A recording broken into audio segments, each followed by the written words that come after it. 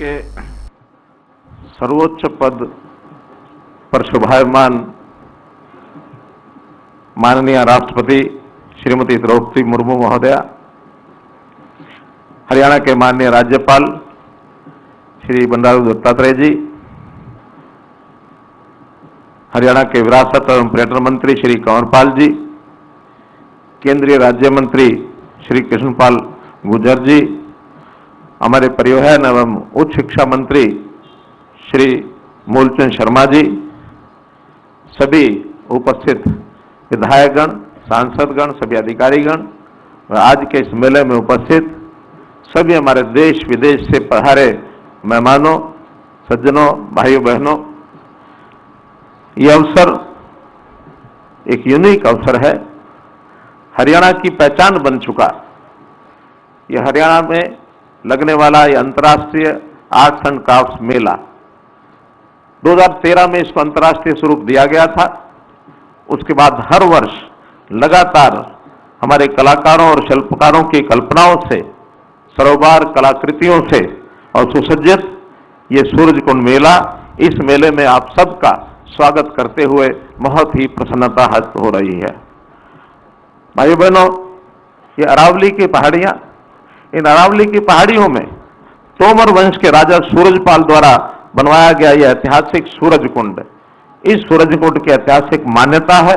ये रोमन शैली में बना है और उगते सूर्य की आकार का ये अपने आप में एक स्थान है।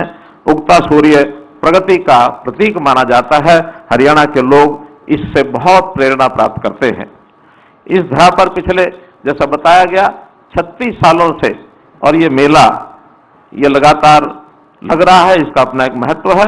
इस बार का महत्व और अधिक बढ़ जाता है क्योंकि इस बार इसका उद्घाटन हमारे देश की राष्ट्रपति माननीय श्रीमती द्रौपदी मुर्मू जी ने इन्होंने किया है। मैं हरियाणा वासियों की ओर से, अपनी ओर से, हरियाणा सरकार की ओर से इस मेले में आप सब कलाकारों सहित, शिल्पियों सहित सबका हार्दिक अभिनंदन और स्वागत करता हूं। पिछले दिनों प्रधानमंत्री जी ने इसी शिल्प और कलाकारी के संबंध में जो कुछ प्रकट किए गए विचार, उन विचारों को संकलित करके निश्चित रूप से जो लोग, विशेष तौर पर हमारा जो कंट्री पार्टनर है तंजानिया, वहां के लोगों के लिए भी I specially welcome the artisan and craft persons of the United Republic of Tanzania and partner country of the fair.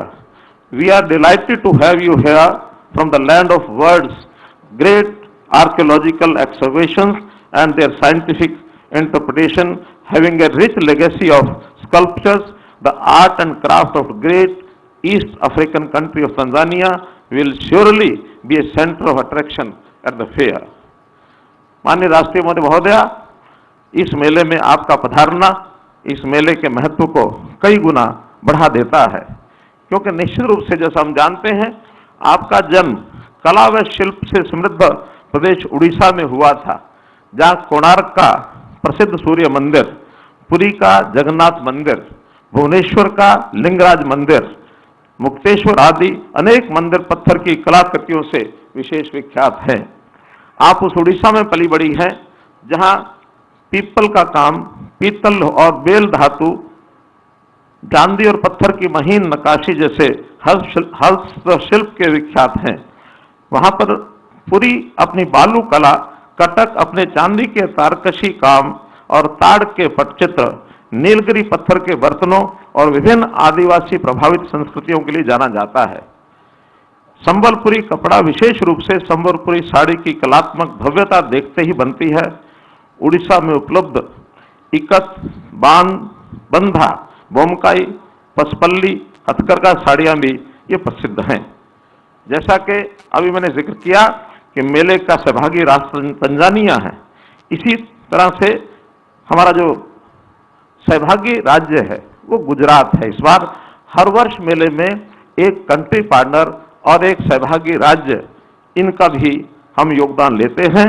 इस मेले में 40 से अधिक देश, और ये पहली बार है, इतना बड़ा रिकॉर्ड बना है कि 40 से अधिक देशों ने इसमें भाग लिया है।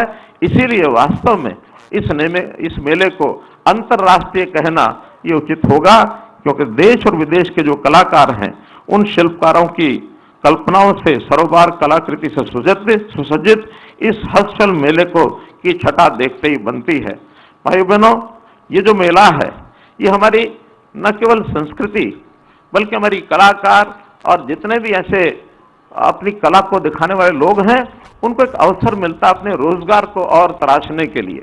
लगभग 1000 से ऊपर स्टॉल्स यहाँ देश और दुनिया के कलाकारों को उपलब्ध कराया जाता है और इसके अंदर हर देश की संस्कृति, वहाँ के रीति रिवाज, वहाँ की विरासत, इसका प्रदर्शन होता है।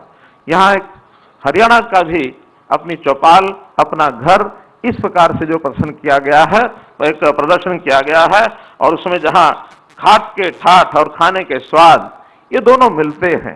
तो ऐसे ऐसे इन सब बातों को लेकर के इस मेले की जो एक प्रसिद्धि देश दुनिया में हुई है, 16 दिन का ये मेला चलने वाला, 15 से 20 लाख तक लोग इस मेले में हर वर्ष आते हैं।